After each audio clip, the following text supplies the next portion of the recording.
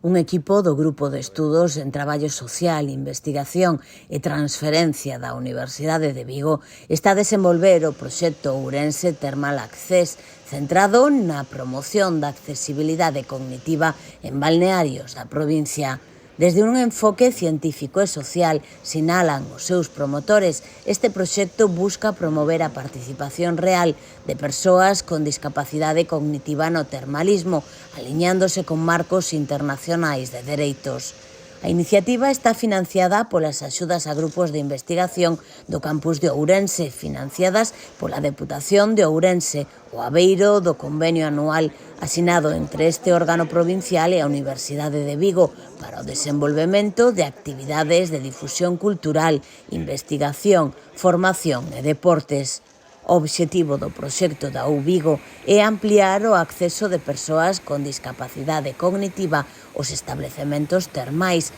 mediante a identificación e proposta de melloras na accesibilidade a varios dos balnearios do programa de termalismo social da Deputación de Ourense.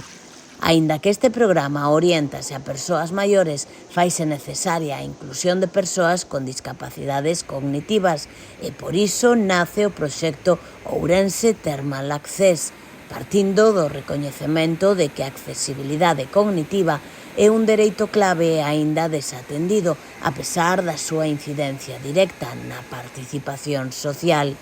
Cunha perspectiva interseccional, tendo en conta variables como a discapacidade, idade, xénero e territorio, o traballo proponse analizar as barreiras invisibilizadas que enfrontan as persoas con discapacidade intelectual ou psicosocial en balnearios desde o enfoque do deseño universal.